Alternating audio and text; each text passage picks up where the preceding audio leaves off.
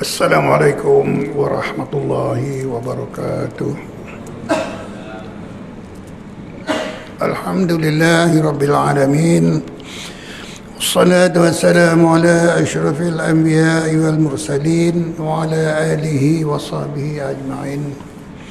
Rabbana atina fid dunya hasanah wa fil akhirati hasanatan wa qina azaban nar. Rabbi shrah li sadri wa yassir li amri wahlul 'uqdatam min lisani yafqahu qawli. La hawla wa la quwwata illa billahil aliyyil azim. Tuan-tuan dan puan-puan sekalian, tapi dulu sama-sama kita panjatkan kesyukuran kepada Allah Subhanahu wa taala. Pagi ini kita masih lagi diberi peluang dan masa bersama-sama dalam satu majlis ilmu, ya. Dan mudah-mudahan sebanyak sedikit apa yang dapat kita lakukan, kita buat, ya, akhir-akhir ujung-ujung ni tuan-tuan, mudah-mudahan diterima oleh Allah Subhanahu wa taala.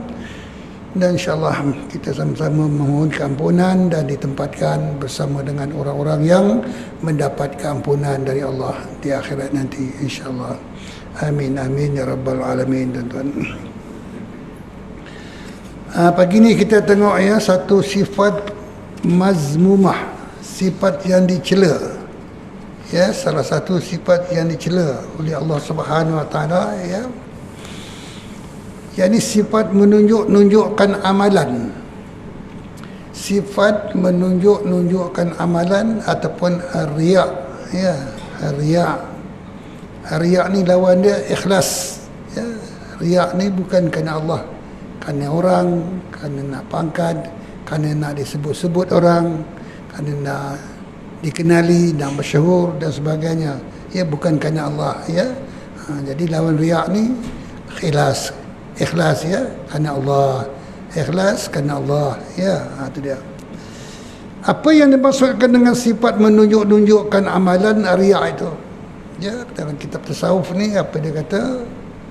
Dia minta apakah dimaksudkan, ya, apakah dimaksudkan sifat menunjukkan amalan, ya, ataupun riya itu.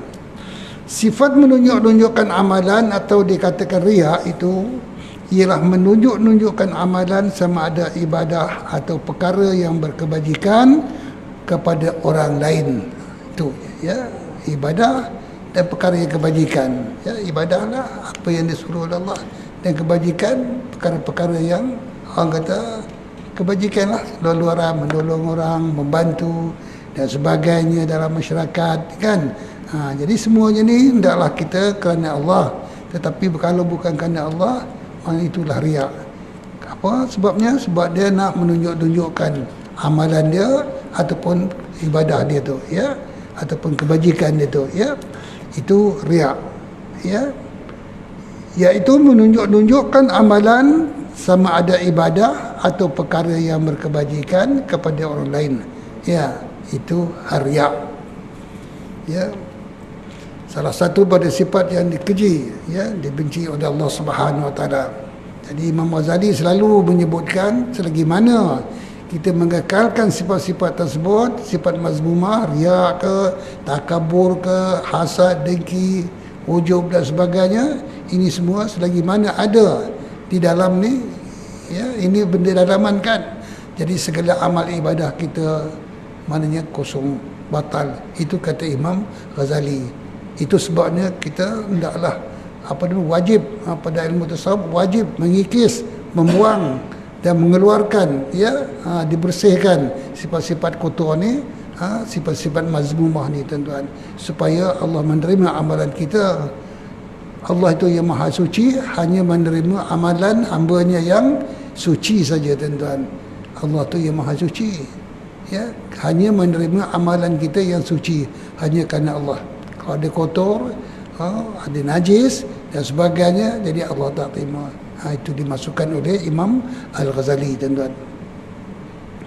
Adakah sifat riya itu dicela oleh syarak?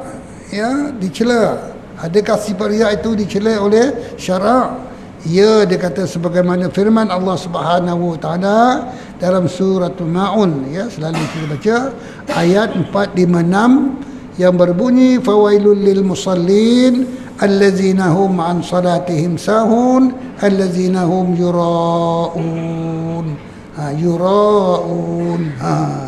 Yang bermaksud maka kebinasaanlah bagi orang-orang yang sembahyang pula binasa. Sepatutnya sembahyang dapat pahala kan, tapi dia kata binasa, ya. Fawail, fawail ni binasa, ataupun diartikan juga oleh ahli tafsir neraka, ke neraka lah, binasa lah. Jadi benda kosong lah. Orang-orang siapa ni? Lil musallin, orang yang sembahyang, ya. Maka kebinasaanlah bagi orang-orang sembahyang yang mana mereka itu lupa akan sembahyang mereka. Lupa akan sembahyang tapi lupa, ya. Tengah sembahyang lupa. Setelah assalamualaikum, waalaikumsalam, ya. Ya, daripada takbiratul ihramnya, rukuk i'tidalnya, sujud, duduk antara dua sujud, ya, tahiyat akhir, ya, assalamualaikum. Dia melayang, jenis melayang fikirannya. Itulah yang ada pada kita, tuan-tuan. Ini semuanya syaitan, tuan-tuan, ya, semua syaitan.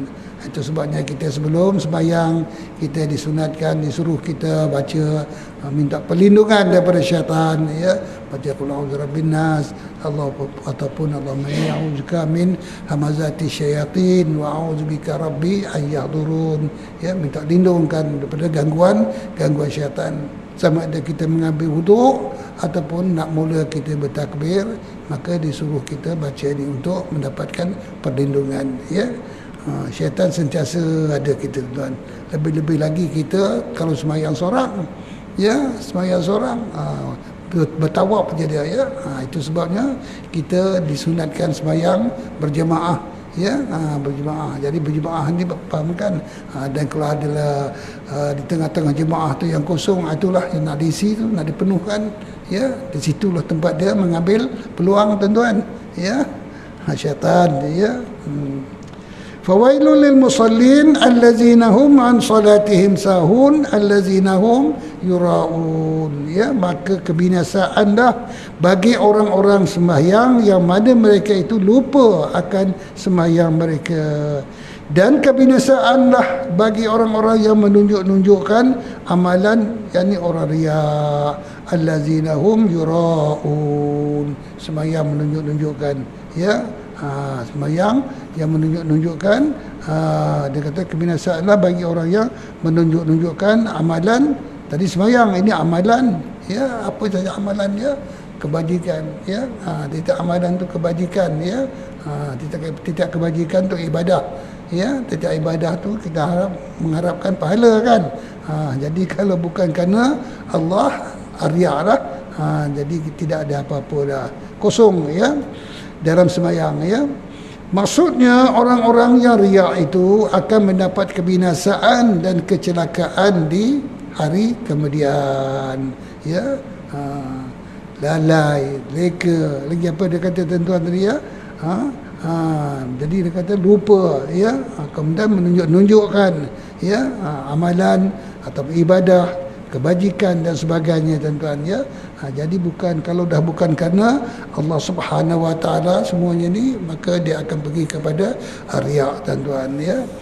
Jadi itulah kita takut, tuan-tuan, ya. Apakah yang disuruh oleh Allah Subhanahu Wa Taala pada hari kiamat nanti kepada orang-orang yang riya? Non di hari kiamat di sana besok, tuan-tuan, ini orang-orang yang riya, yang menunjuk-nunjukkan, orang yang lupa dan sebagainya, bukan kerana Allah ni. Apa yang akan berlaku mereka ni di akhirat besok, tuan-tuan, ya. Baik, saya baca makna, tuan-tuan, panjang dia. Bahawa yang sangat aku takut menimpa, kata Rasulullah, ya. Ini hadis Rasulullah, ya. Bahawa yang sangat aku takut menimpa ke atas kamu ialah asyirkul asghar, asyirik kecil, syirik kecil, syirik besar, ya. Ini syirik kecil, perbuatan menyengutukan Allah secara kecil. Artinya perbuatan menyengutukan Allah secara kecil. Ditanya oleh sahabat, apa itu dia asyirkul asghar, ya Rasulullah? Apa itu, ya Rasulullah? Asyirkul asghar, syirik kecil, ya. Maka Rasulullah menyatakan ia adalah riak. Kata Rasulullah, riak syirik kecil.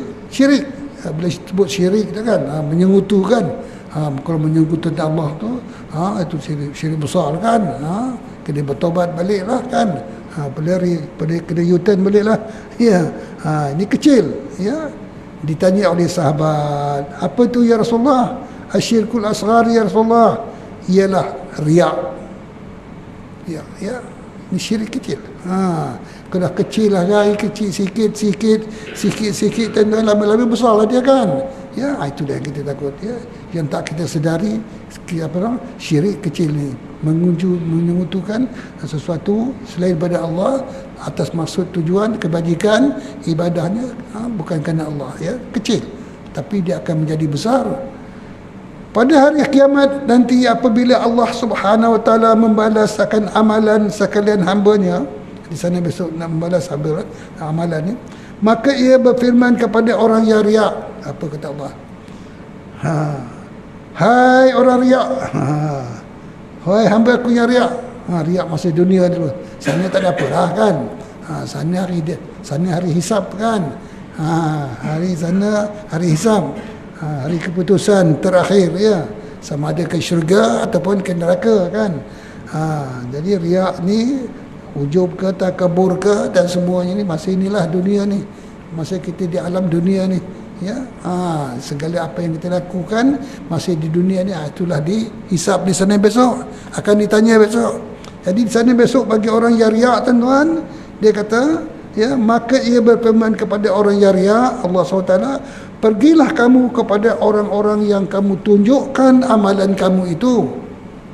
Kamu riak kepada mereka. Masa hidup dulu kita buat apa?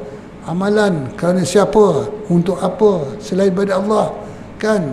Untuk disebut-sebut, untuk nakkan kemasyhuran, nakkan kemegahan, supaya orang tahu dan sebagainya. Umpama katakan dia amalan kebajikan, ibadah, ya. Ini bukan kerana Allah. Kerana siapa? Kerana siapa masa dunia ni? Di sana besok Allah SWT, pergilah kamu jumpa dia dan cari dia. Pergilah cari dia. Yang kamu tunjukkan amalan kamu itu, kamu riak kepada mereka, maka kamu lihatlah, adakah kamu mendapat daripada mereka pahala? Ya, adakah kamu dapat mereka pahala? Dapat pahala tak sebagai balasan kamu itu yang kamu riak dulu? Riak kepada manusia, ya, menunjukkan kepada manusia, menunjukkan selain pada Allah, dapat pahala? Tak ada apa kan. Jadi Allah kata, pergi minta kat dia, jangan minta kat aku, sebab kamu bukan kerana aku. Ya, kamu sembahyang ke, kamu berderma ke, kamu bersedekah ke, kamu membantu ke, dan sebagainya, ya, dan sebagainya kan. Masih dunia dulu bukan kerana aku, kerana Allah, kerana sepulan, kerana siapa selain daripada aku. Pergi minta kat dia, minta pahala kat dia. Di sana besok, tuan-tuan, orang yang riak, tuan-tuan, Allah panggil orang yang riak, maka datang orang riak, pergi. Pergilah kamu jumpa dengan orang yang kamu tunjukkan dulu, kerana siapa dulu masa di dunia dulu, ya. Itu dia, ya. Adakah kamu mendapat daripada mereka pahala sebagai balasan amalan kamu? Maksudnya bahawa orang yang riak itu akan rugilah, ya. Kita tidak kebajikan amalan, kita mengharapkan pahala kan, tak banyak sedikit katakan, itu terpulang pada Allah lah kan. Jadi kalau dah awal-awal Allah kata, kalau selain daripada aku, kamu buat dan amalan kamu tidak ada apa-apa, kosong sana. Tapi kamu buat juga, tunjuk juga, banner itu, banner ini, kata siapa, banner masjid, orang duit banyak tu kan, buat masjid, buat surau, tulis nama aku. Tulis nama aku supaya orang tahu nama aku. Ini masjid siapa? Masjid apa tu? Masjid siapalah? Tulis nama Muhammad Ismail ke dan sebagainya. Untuk bagi orang tahu, menunjukkan contoh kan, ya. Berderma apa begitu juga, bersedekah, membantu dan sebagainya, apa kebajikan yang selain daripada Allah, minta pahala kepada mereka, kata Allah, ya. Malah dia katakan, maksudnya bahawa orang yang riak itu akan rugi. Allah tidak memberi mereka pahala, Allah tak beri pahala, sebab bukan kerana Allah. Macam mana Allah nak bagi kan? Yalah, bukan kadar Allah. Macam mana Allah nak bagi? Yalah, minta lah kadar orang. Siapa, kerana siapa dulu kamu masa kamu buat kebajikan dulu, amalan kamu. Dan orang yang ditunjukkan amalan itu tidak berkuasa memberi pahala. Kalau jumpa pun ada kekuasa dia beri pahala. Dia pun kelang kabut, tonggang langgang di padang mahsyar sana besok. Yalah, dan mungkin lagi teruk pada kita. Contoh katakannya. Jadi yang kamu maksudkan yang kamu kerana siapa dan sebagainya, orang yang kamu harap di sana besok akan memberi pahala, tidak ada apa-apa. Ya, kosong saja. Ya, hanya yang memberi pahala tu hanya Allah Subhanahu Wa Taala. Kerana amalan mereka ini bukan kerana Allah Subhanahu Wa Taala. Ya, malah dikatakan orang itu yang kamu tunjukkan itu kerana siapa dulu tidak akan berkuasa memberi pahala. Jadinya perbuatan riak adalah sia-sia sahaja. Sia sajalah. Itulah kadang-kadang kita ni, yalah, benda-benda macam ni walaupun sikit orang kata hati kecil kita ada terlintas menunjuk-nunjukkan maksud nak megah dan sebagainya supaya orang tahu, umpama katakan ada kadang-kadang ya, tak lari hati kecil kita ni tuan-tuan ya. Itulah yang dikatakan asyirkul asghar tadi, kata Rasulullah, syirik kecil yang bukan kerana Allah. Ya, satu. Adakah amalan orang riak itu diterima oleh Allah? Tidak. Mana Allah nak terima, bukan kerana Allah kan. Dia buat sesuatu bukan kerana Allah, malah dia buat kerana lain pada Allah Subhanahu Wa Taala. Sabda Nabi sallallahu alaihi wasallam, la yaqbalu Allahu amalan fihi miqdaru zarratin min ar-riya. Ya, fihi miqdaru zarratin min ar-riya. Allah tidak menerima sesuatu amalan yang terdapat di dalam riya, di dalamnya riya, walaupun sebesar habuk sekalipun. Habuk kecil. Itu yang dikatakan asyirkul asghar tadi. Ya, riya. Asyirkul asghar kecil je. So habuk. Ya. Ya. Pun kata Rasulullah sallallahu alaihi wasallam, Allah tidak akan menerima amalan dia.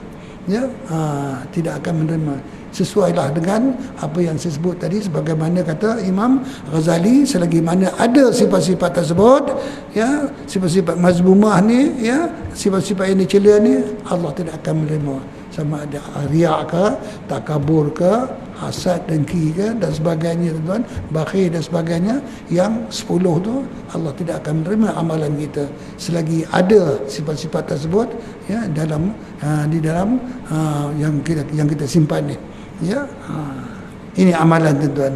Jadi kita apa pun kita beramal, beribadah, buat kebajikan dan sebagainya, orang kata kerana Allah. Jadi mudah-mudahan kita dapat pahala sana besok tuan-tuan ya. Kalau tidak, orang kata tadi sia-sia saja ya. Sia-sia saja. Nak minta kat siapa di sana? Ya. Orang berjuta tak tahu nak katalah umat Nabi manusia sejak Nabi Adam dulu sampai akhir zaman ya, di sana besok ya. Nak jumpa di mana? Ya. Kalau jumpa pun dapat pahala. Kalau jumpa dapat dia bagi pahala tak ada. Ya, yang beri pahala hanya Allah Subhanahu Wa Taala. Sia-sia saja. Ini kerja-kerja orang yang menunjukkan ataupun apa kata dia, menunjukkan amalan sama ada ibadah atau perkara yang berkebajikan kepada orang lain, ataupun disebut asyirkul asghar, kata Rasulullah sallallahu alaihi wasallam. Itu dia tuan ya. Dengan kita sewenang-wenang tuan ya. Baik, ini satu perkara yang sangat penting bagi kita tuan. Apa hukumnya qari yang riak? Pembaca Quran yang riak. Pembaca Quran qari musabaqah, dijanjikan berapa ribu dapat nombor 1, pialanya dapat umrah, dapat Quran besar itu dan sebagainya, yang umpama tekan ya. Ini semuanya yang dijanjikan ya. Belum baca lagi dah dijanjikan. Ya. Jadi pun hati pun lain macam lah. Jadi qari yang riak, qari ke qariah ke tak kisahlah kan. Ya. hukumnya ialah neraka. Ya, hukumnya ialah neraka. Ini kata ulama tasawuf. Hukumnya ialah neraka. Disediakan bagi mereka kari yang riak, menunjukkan bacaan dia, orang kata cantik dan sebagainya, supaya dipuji, diagung dan disebut-sebut. Ya, kecuali pembaca-pembaca itu atas nawaitu dia, kerana bacaan itu sebagai contoh yang terbaik yang perlu kita ambil ikut. Orang dah kita ikut bagaimana bacaan terbaik Al-Quranul Karim. Ya, dia kena ada niat macam itu. Tapi kalau dia masuk tilawah, masuk musabaqah kerana nak mengejar nombor 1, nakkan piala, nak disebut-sebut orang, nak menunjuk-nunjukkan apa tadi tuan-tuan, ya, dan sebagainya tadi, maka ini termasuk dalam asyirkul asghar juga. Ya, tempatnya kata ulama kita neraka.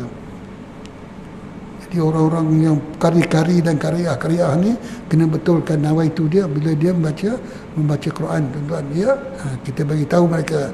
Ya, Allah SWT beri dia suara sedap, alhamdulillah. Allah beri dia bacaan dia cantik, tajwid dia, dengan fasahah dia, dengan taranum dia, umpama katakan alhamdulillah, bagus kan. Ya, bagus. Rasulullah sallallahu alaihi wasallam pun ada seorang sahabat, siapa dia, Mas'ud, siapa dia? Abdullah bin Mas'ud. Ya, Abdullah bin Mas'ud, pembaca Quran kari yang terbaik di zaman Rasulullah. Ya. Jadi Rasulullah sallallahu alaihi wasallam dalam bab pembacaan Quran tu, tuan-tuan, jadi bertanyalah sahabat, macam mana bacaan tartil tu ya Rasulullah. Ya, maka ulama menyatakan tartil itu dia terkumpul pada 4 perkara. Ya, muratal, bacaan tartil, ya, Al-Quran. Satu, dia kena ada tajwid, yang lengkap tajwid, kemudian dengan taranum dia, dengan fasahah dia, kemudian dengan suara dia. Ada 4, ya. Dan 4 perkara inilah juga yang dihakimi oleh para hakim-hakim tilawah kita setiap kali musabaqah, tuan-tuan. Tak apalah, itu mana syarat-syarat terkumpulnya yang dimasukkan bacaan muratal atau tartil. Siapa dia? Abdullah bin Mas'ud. Ya, apa kata Rasulullah sallallahu alaihi wasallam? Dia seorang pembaca Al-Quran kita baik, tuan-tuan.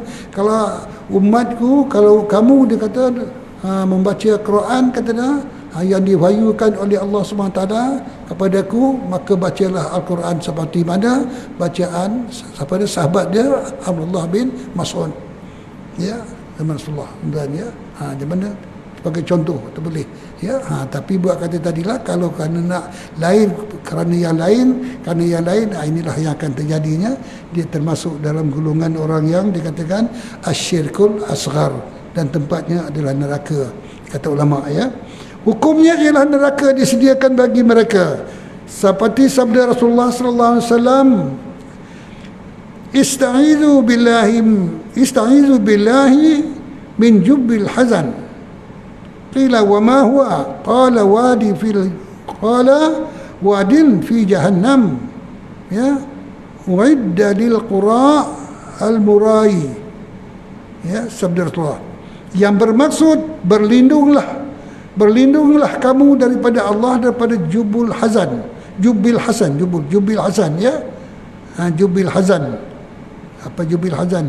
Ditanya sahabat, apa dia jubil hazan itu ya Rasulullah? Jubil hazan ialah, dia kata, satu sungai di dalam neraka Jahannam yang disediakan untuk kari yang riak. Jubil hazan. Ya, jubil hazan. Ya, satu sungai, kata Rasulullah, di dalam neraka Jahannam yang disediakan untuk kari-kari yang riak. Itu kata Rasulullah. Ini bab riak dia. Ini para pembaca Quran lah. Ya, kari-kari dia kata. Ya, kariah. Apa nama sungai, tuan-tuan? Jubil hazan. Ya, dalam neraka. Sudah dalam neraka tu panas, tak tahu nak kata lah. Bukan dia kata ada sungai lagi.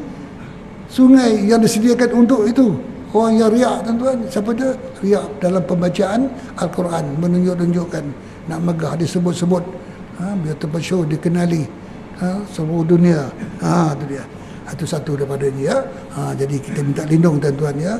Kita baca Quran, mana Allah SWT kurniakan suara sedap, mana-mana Allah SWT kurniakan kita boleh baca terbaik, tajwidnya, fasahahnya, lagu, taranum dan sebagainya tuan-tuan. Alhamdulillah, ini satu kesyukuran. Itu kurniaan pemberian Allah kepada seseorang tu tuan-tuan. Jadi kita jadikanlah bacaan kita itu sebagai contoh kepada yang lain untuk mengikut cara bacaan kita sebagaimana Abdullah bin Mas'ud berkata Rasulullah, ikutlah bacaan Abdullah bin Mas'ud kalau nak baca Quran yang terbaik ya. Apakah lawan riak? Lawan riak riak menunjuk-nunjukkan. Lawan riak ialah ikhlas.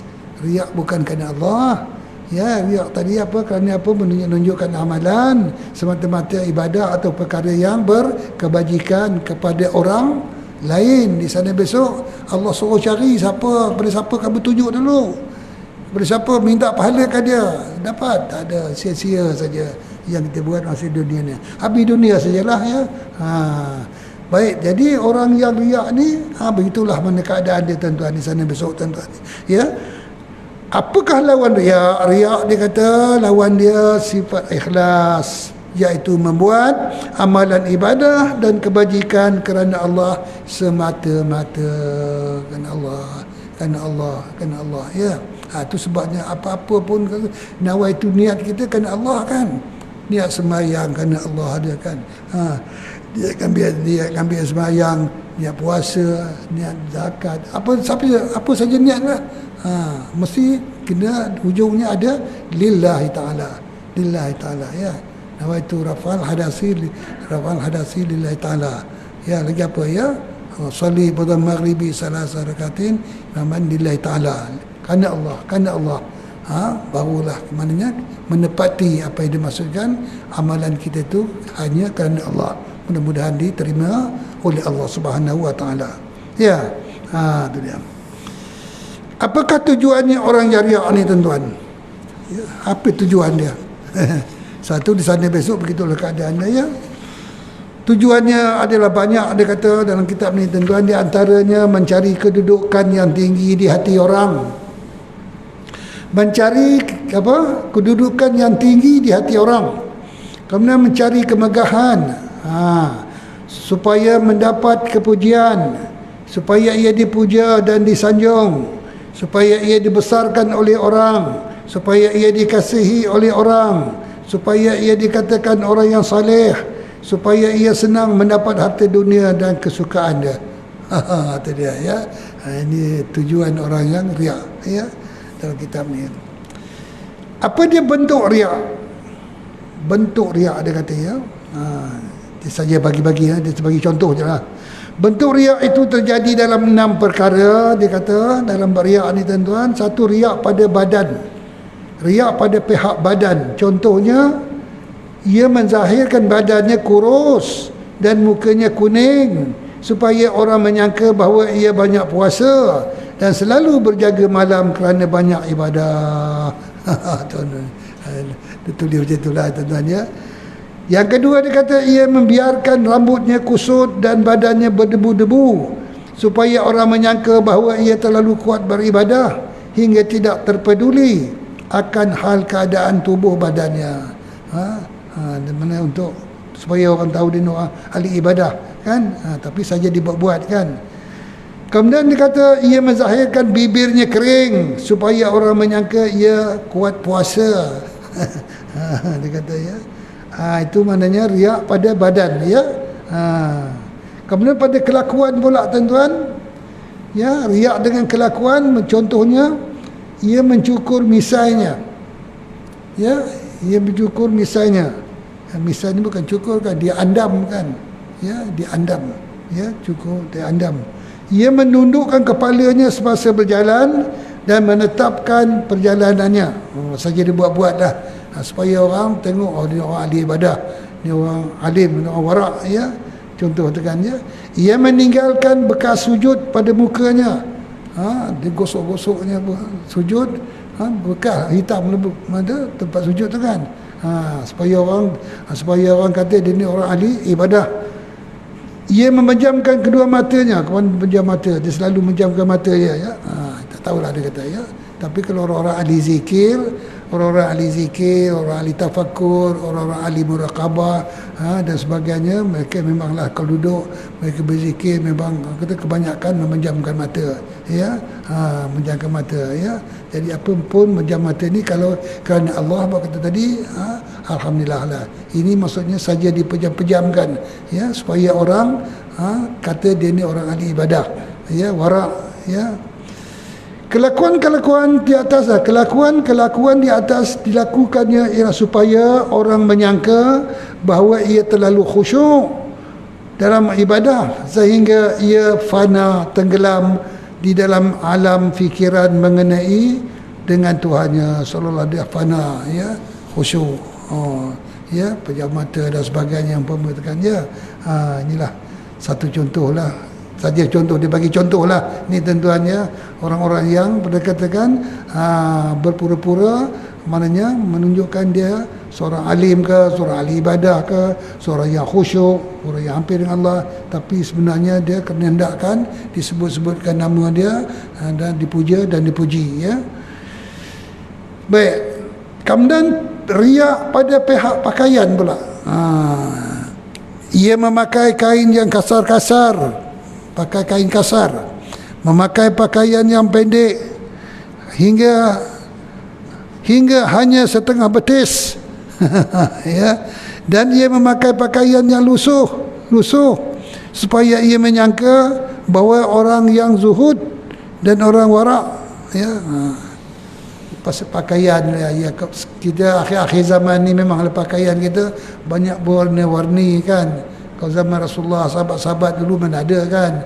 Memanglah pakaian zaman-zaman Rasulullah, orang-orang sahabat-sahabat mereka ini orang-orang yang wara', orang-orang yang orang kata hampir dengan Allah. Tak heranlah sesuai dengan pakaian-pakaian mereka, tuan-tuan.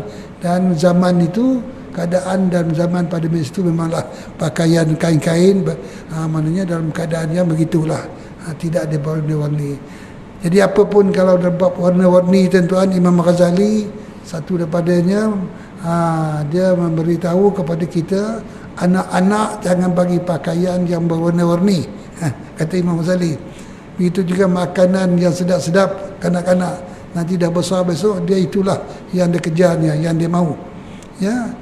Warna-warni, pakaian yang warna-warni yang cantik, jangan diberi pakaian yang berwarna-warni yang cantik bagi kanak-kanak, ya. Kanak-kanak, lebih-lebih kanak-kanak perempuan.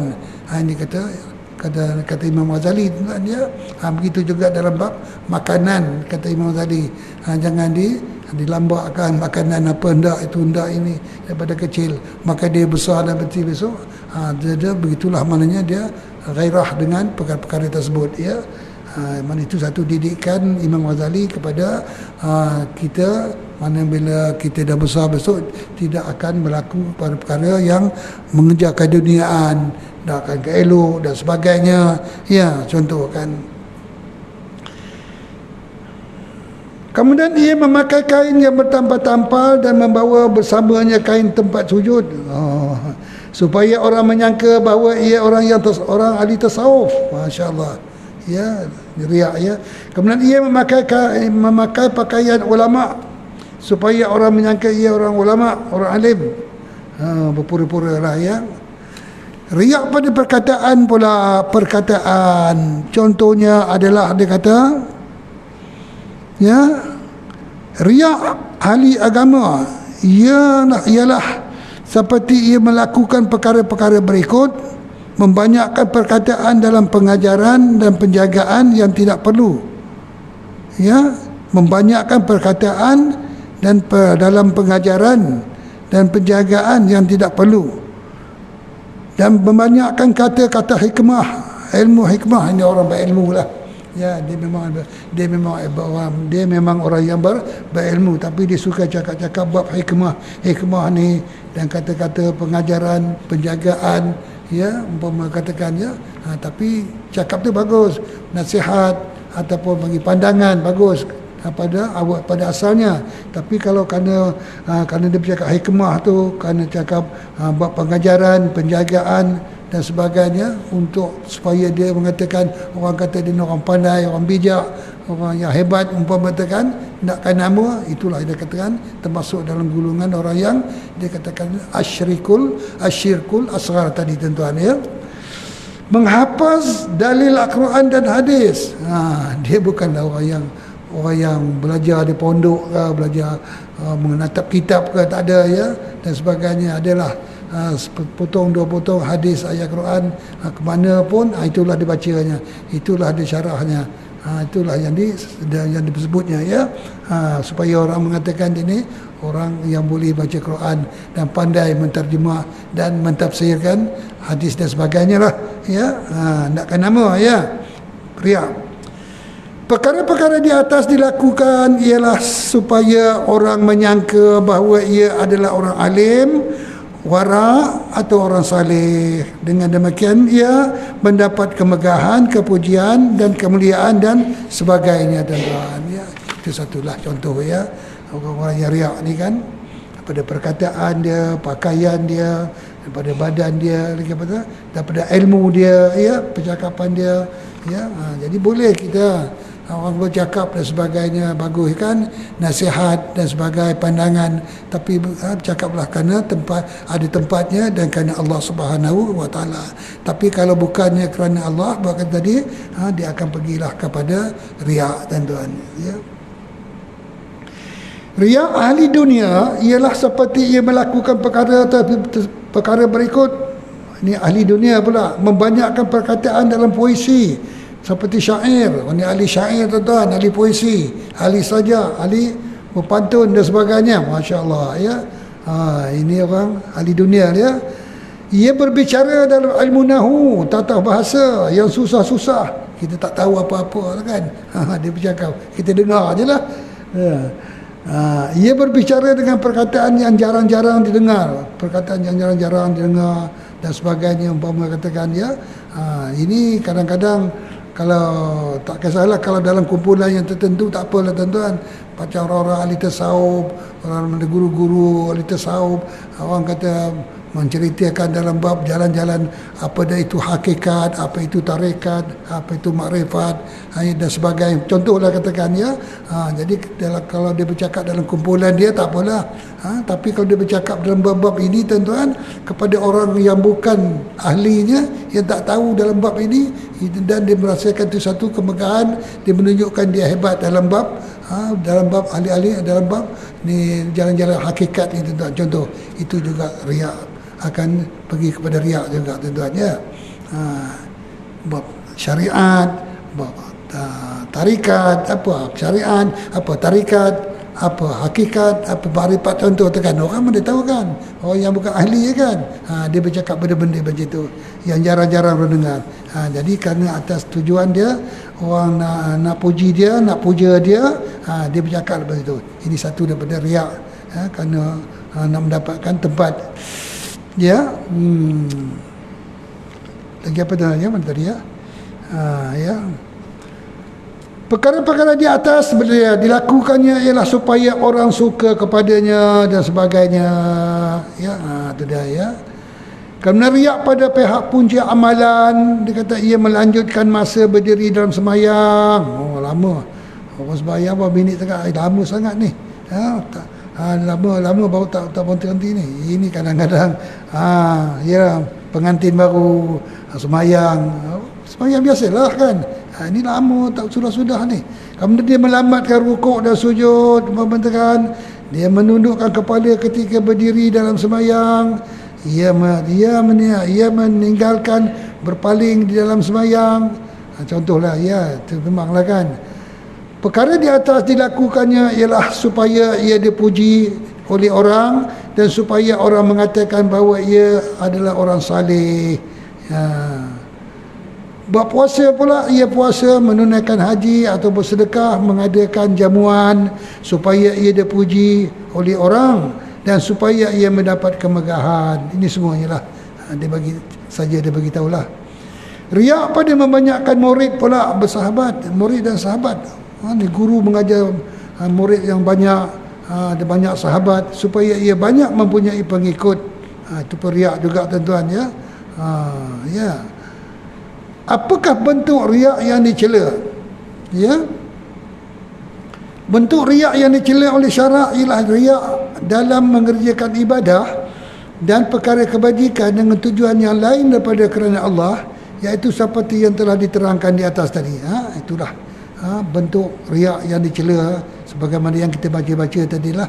Ya, maknanya semuanya ni riak yang mengerjakan yang riak dalam mengerjakan ibadah dan perkara kebajikan dengan tujuan yang lain daripada kerana Allah, iaitu seperti yang telah diterangkan.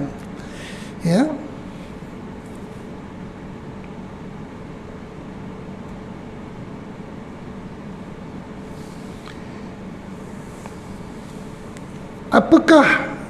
Adakah riak itu dilakukan juga yang bukan di dalam mengerjakan ibadah? Ya. Panjang kita ya. Baiklah tuan-tuan ya, kita berhenti sini lah ya.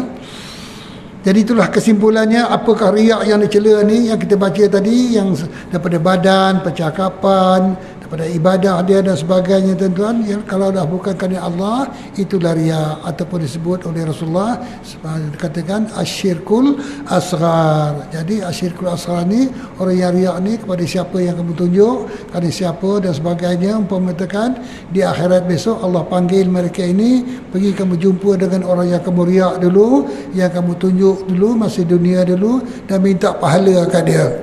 Minta pahala kat dia, kata Allah. Ya. Dapat pahala? Tak ada. Yang beri pahala tu ialah Allah SWT. Jadi amalan kita, orang yang riak ni, itulah menunjukkan sia-sia saja, hanya untuk dunia saja tuan-tuan. Jadi itulah riak. Ada kata bentuk riak yang dikatakan tadi, mengerjakan ibadah dalam perkara kebajikan dengan tujuan yang lain daripada kerana Allah. Itulah dia katakan sebagaimana yang disebutkan di atas tadi ya. Mudah-mudahan tuan-tuan ya, itulah kita elakkanlah hati kita ni, hati kecil kita ni jahat tuan-tuan ya. Hati kecil kita ni jahat tuan-tuan ya. Riak menunjukkan beli kereta tuan-tuan, baru katakan berhenti depan rumah kawan, berhenti depan rumah siapa katakan, keluar hati tu ada, mesti ada sikit orang kata nak menunjukkan riaknya tuan-tuan. Aku baru beli kereta, tapi dia tak bercakap.